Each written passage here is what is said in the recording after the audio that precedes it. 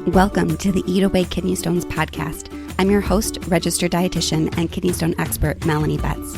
After learning a ton about kidney stones and helping people prevent stones at the University of Chicago, I was fed up with all the terrible advice people were finding online. So I decided to do something about it. The Kidney Dietitian was born. This podcast is for people who want to learn what actually works to prevent kidney stones and still enjoy life, eating, and their favorite foods. Let's dive in.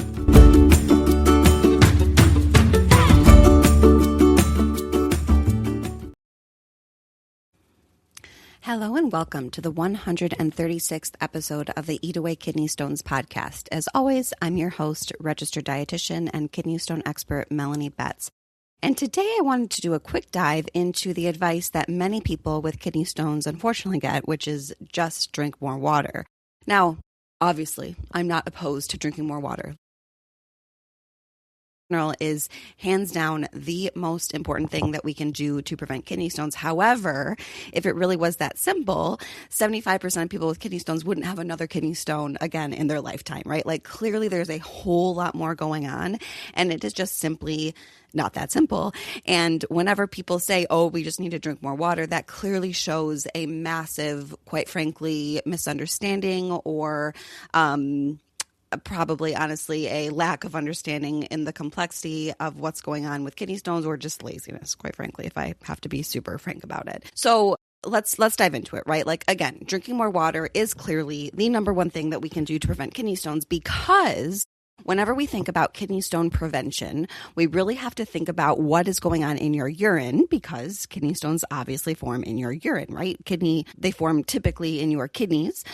They can also form really or be anywhere along the urinary tract, but typically they form in your kidneys. And then when they start moving through your urinary tract, that's when they cause all of the terrible problems that they're notorious for causing. And so when we think about concentration, if we go back to like high school chemistry, right, we think about like a solution, right? And in order to get something to crystallize, we need to make that solution really, really concentrated. And we can do that by having the same amount of solute in there. So when we think about solute for kidney stones, we're going to be thinking about primarily calcium, since most kidney stones are made of calcium, but also things like oxalate or phosphate or uric acid or these types of things, right?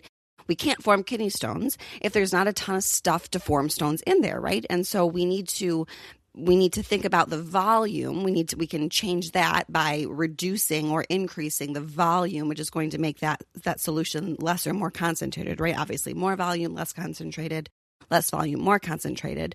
But also we can think about the amount of solute in that solution, right? We can think about how much calcium and oxalate and phosphate is in there, and we can change all of those things with nutrition to also help change that concentration, right? Obviously, if we want to make urine less concentrated, less of that solute, so we are less likely to form those crystals, which are kidney stones, then we can not only change that volume, which is what drinking more water is going to do, but also change how much of that solute, how much of the actual stuff is in there that is causing stones.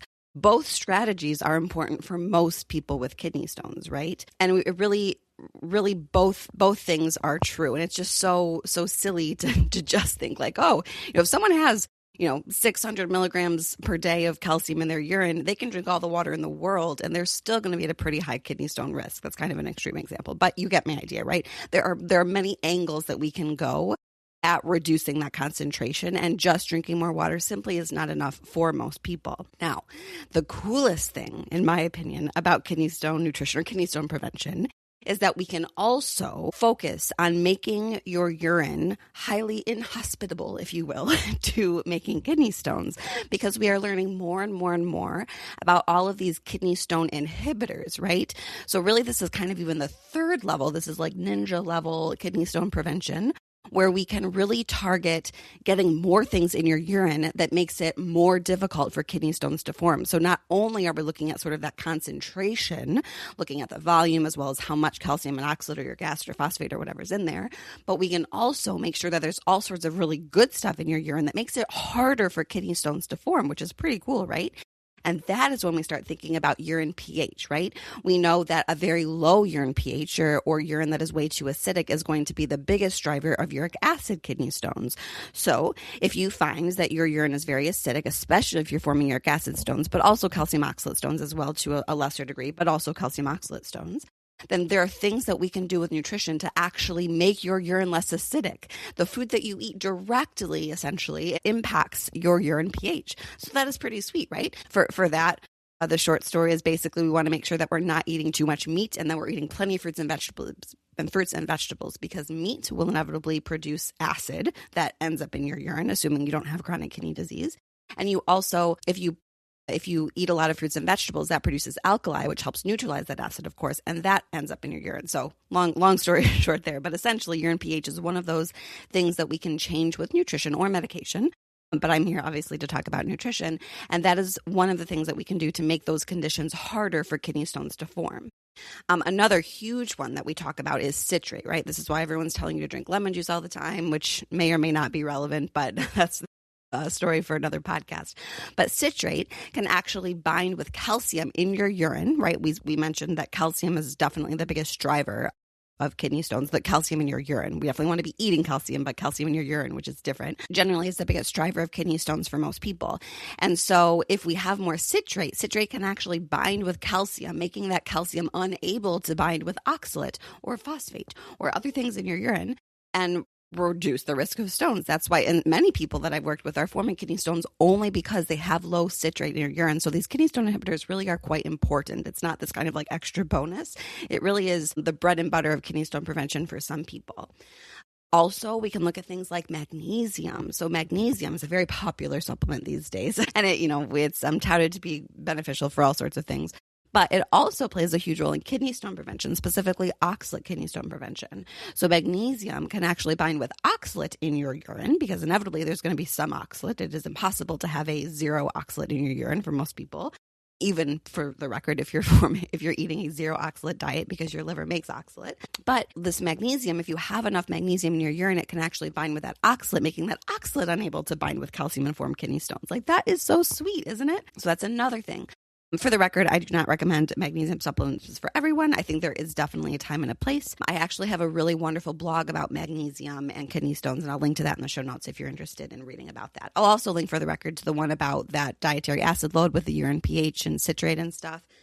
If you are interested in learning a little bit more about that. Also, there's something called phytate or phytic acid, which is the same thing. And I feel like if you Google phytate, likely you're going to get all sorts of like crazy wellness influencer stuff like phytate is the devil. I feel like this is a very common carnivore, super keto talking point. Like, oh, this phytate is poison.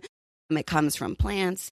And phytate is this anti-nutrient, which sounds so scary. And it's making us all essentially impacting us all, and we're not absorbing calcium and we're absorbing all this stuff that our body needs, which is not true. Again, that's a topic for another podcast. But one of the things that I find kind of funny about these arguments is that phytate is actually a really potent calcium kidney stone inhibitor, very similar to citrate. And I've been in lectures where it is postulated that phytate is even a stronger inhibitor of calcium stones than citrate actually. But phytate is found primarily in whole grains and beans, nuts, and seeds. And phytate can, again, bind with calcium, making that calcium unable to form kidney stones. And there's way more of these things, but these are kind of my big go-to, this urine pH or sort of this dietary acid load and citrate and magnesium and phytate, right? It's so cool to think about all these things that we can actually do to make it harder for stones to form, in addition to increasing that urine volume by drinking more water, in addition to doing things to lower the amount of oxalate and calcium or whatever is high in your urine, right? We really have to dig into your urine chemistry to know what makes sense to target. We can also make sure there's enough of this good stuff to make it harder for those kidney stones to form. Also, this is like even beyond what I was going to talk about in this podcast today. There are things that we can do to change your gut microbiome to make it more likely to eat up the oxalate in your food, to reduce inflammation, which is going to make it harder for kidney stones to form, right? There's like so many things. Like to just simplify kidney stone nutrition to like just drink more water is so ridiculous to me, because there are so many things that we can do to prevent kidney stones above and beyond that, right? Again,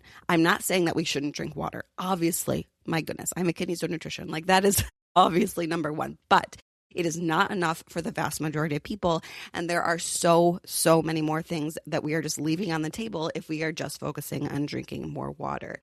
And the cool thing about all of these things is that we can change everything that I talked about in this podcast episode today with nutrition, right? The food that you eat gets absorbed in your intestines, it gets moved around in your blood and gets delivered to all sorts of different tissues, it gets metabolized in your liver, but eventually the waste of everything that you eat essentially gets dumped out in your urine. And so what you eat has a direct impact on what gets dumped in your urine. And that is where we are working to prevent kidney stones. And that is where that 24-hour urine test is so, so critical, because as hopefully you gathered from the podcast today, there's a lot going on in your urine, right? It is not as simple as oxalate. It is not as simple as how much you pee, right? These things are important, but there is a whole system, your whole body, and so many factors in the foods that you eat, so many different aspects of nutrition that can influence kidney stone prevention. And it is not the same for everyone with calcium oxalate stones. It is not the same for everyone with kidney stones. It is not the same for everyone with calcium phosphate or uric acid or even struvite or cysteine or these other more rare stone types, right?